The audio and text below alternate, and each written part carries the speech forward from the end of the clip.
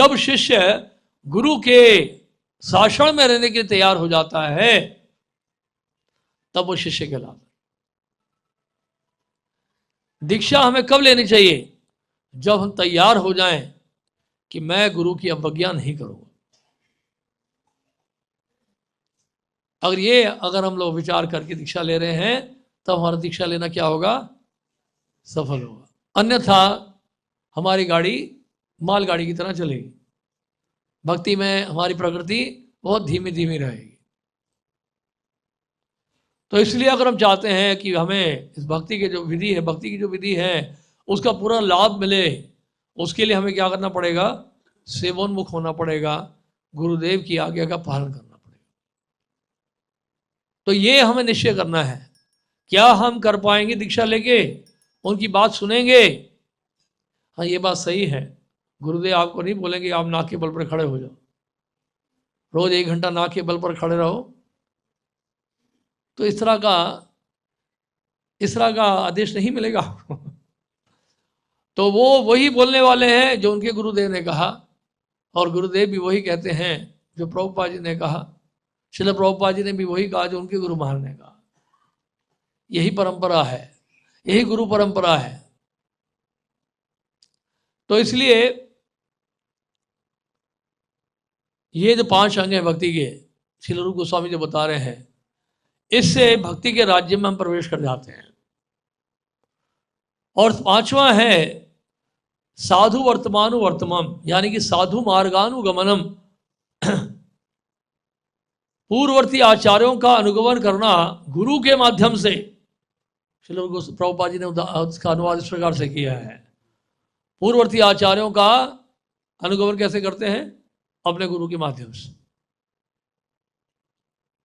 मैं पुणे में था कल, तो वहाँ प्रश्न पूछा था किसी भक्त ने कि क्या प्रभु जी हम लोग पूर्ववर्ती आचार्यों के ग्रंथों को पढ़ सकते हैं? प्रभुपाद से पहले जो आचार्यगण हैं, क्या उनके ग्रंथों को पढ़ सकते हैं? तो हमने ये उत्तर दिया था, सबसे पहले हम श्रील प्रभुपाद जी के ग्रंथों को पढ़ें, अच्छे से पढ़ें, गंभीरता से पढ़ें। वो पढ़ने में ही अगर अच्छे से पढ़ना है तो कम से कम 10-11 साल लग जाएगा। जब श्रील प्रभुपाद जी को अच्छे से तात्पर्य को अच्छे से समझ पाएंगे, उनकी शिक्षाओं को अपने जीवन में उतार लेंगे।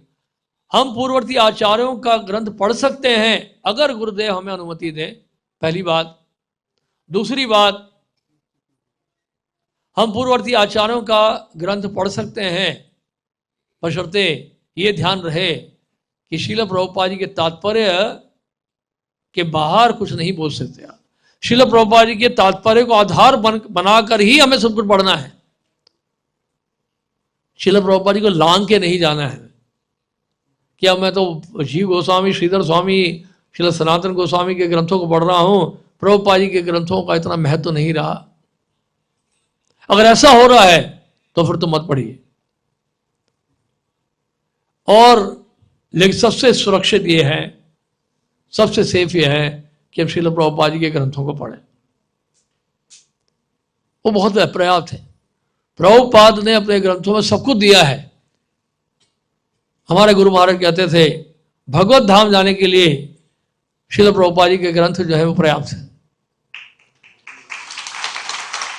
इस बात पे हमें विश्वास होना चाहिए, कॉन्फिडेंस होना चाहिए। देखिए, सारा खेल भक्ति का है, श्रद्धा का है। ये जो भक्ति का प्रोसेस है ना, श्रद्धा से लेकर प्रेम तक ले जाने का है। आदो श्रद्धा से लेकर प्रेम तक। तो ये जो भक्ति की सीढ़ियां हैं, श्रद्धा से लेकर प्रेम तक, इसका मतलब ये है श्रद्धा का ही कंडेंस्ड फॉर्म है प्रेम। समझ गया? दूध जैसे होता है ना, दूध का कंडेंस फॉर्म क्या होता है? उसको और गाढ़ा करते हैं, और गाढ़ा करते हैं, और गाढ़ा करते हैं, तो क्या बन जाता है? वो रबड़ी बन जाती है कि नहीं? तो इसी तरह श्रद्धा जब परिपक्व हो जाती है तो वो क्या बन जाता है? कृष्ण प्रेम बन जाता है। प्रेम श्रद्धा ही है, लेकिन क्या है? कंडेंस्ड है एकदम। श्रील प्रभुपाद जी का प्रेम है अपने गुरु महाराज के लिए, उसके लिए वो अकेले अमेरिका ही चले गए। ये प्रेम के कारण है। तो श्रद्धा को बढ़ाना है। किसमें श्रद्धा बढ़ाना? हमें गुरु साधु और शास्त्र में श्रद्धा बढ़ाना।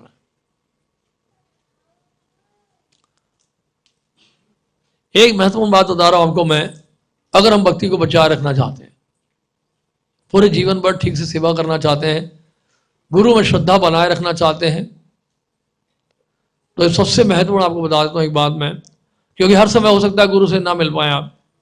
उनकी वाणी जरूर है हमारे साथ, वो पूर्ण रूप में भले ही ना हो, लेकिन वाणी हमेशा हमारे साथ रहे। आज हमारे गुरु महाराज नहीं है वो पूर्ण रूप में, लेकिन उनकी वाणी हमारे साथ है। आप समझ रहे हैं? भले वो पूर्व में ना दिखाई दे रहे हों, लेकिन क्योंकि वाणी हमारे साथ है तो इसलिए हमारे साथ है। वो हमसे अलग हो नहीं सकते। तो इसलिए हमें क्या ध्यान रखना है, अगर हम चाहते श्रद्धा बनी रहे गुरु में। देखिए रूप गोस्वामी देशामृत श्लोक बता रहे हैं,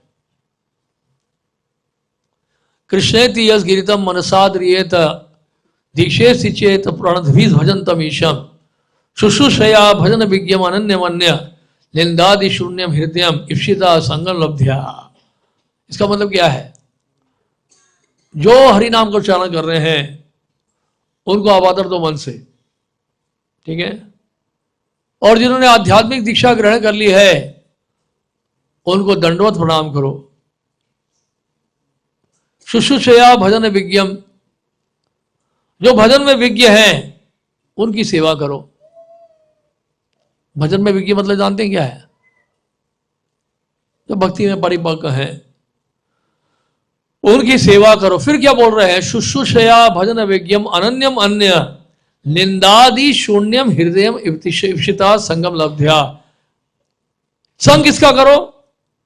जिनका हृदय अन्यों के निंदा से रहित है। श्रील रूप गोस्वामी कहते हैं उनका संग करो। रूप गोस्वामी ये वर्गीकरण कर रहे हैं, विभाजन का डिवीजन बना रहे हैं, यानी बता रहे हैं किसका संग करना है, किसको प्रणाम करना है, किसको मन से आदर देना है। श्रील रूप गोस्वामी ये नहीं कह रहे सबका संग करो, आदर सबको दो, लेकिन संग किसका करना है? जिसका हृदय अन्यों की निंदा से रहित है। और इसमें सबसे महत्वपूर्ण क्या है बताता हूं, हमें उन भक्तों का संग करना चाहिए जिनकी हमारा श्रद्धा है, अटूट श्रद्धा है गुरुदेव में। यह सबसे जो है सबसे महत्वपूर्ण बात। अगर ऐसे भक्तों का संग करेंगे हम जो कि भक्ति विधियों का ठीक से पालन नहीं कर रहे हैं और जिनकी गुरु में श्रद्धा नहीं है, जो वैष्णवों की भक्तों की निंदा करते रहते हैं, ऐसे भक्तों का अगर संग करेंगे तो उसका परिणाम जानते क्या होगा?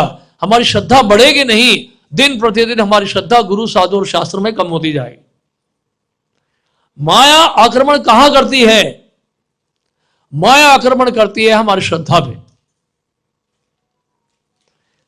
माया पूरा प्रयास करेगी हमारी श्रद्धा टूट जाए, और उसके लिए क्या करेगी? वो ये सब करेगी। गलत संगति में डल गए आप, गलत लोगों का संग करना शुरू कर दिए। अरे तो माथे पे तिलक लगाया हुआ है, ये तो धोती करता पहने, बीट बैग भी सब है, क्यों ना संग करे? साधु संग है। साधु संग का मतलब है, साधु संग उसको कहते हैं जिनके संग में रहकर हमारी कृष्ण भावना अग्रसर हो, जिनके संग में रहकर हमारी श्रद्धा बढ़े गुरु साधु और शास्त्र में, जिनके संग में रहकर हम सीखे कुछ कि हमें भक्ति में कैसे आगे बढ़ना है। ऐसे संग को साधु संग कहते हैं। इससे बड़ा सावधान रहना है इसमें।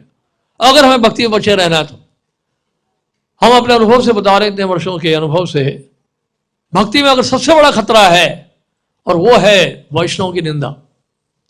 ये सबसे बड़ा खतरा है वैष्णव अपराध। वैष्णव अपराध और गुरु अपराध तो और भी घातक है। वैष्णव अपराध अगर कर दिया, उसका जो निवारण है बहुत, उसमें समय लग जाता है ठीक होने। उस वैष्णव से जाके क्षमा मांगो, क्षमा भी मांग लेते हैं, अपराध करने की प्रवृत्ति फिर भी बनी रहती है, और उससे बच के निकलना बाहर, उससे बहुत समय लग जाता है। और ऐसे वैष्णव अपराध करने से फिर क्या होता है? हमारी भौतिक इच्छाएं जागृत हो जाती हैं, भौतिक इच्छाएं बढ़ जाती हैं।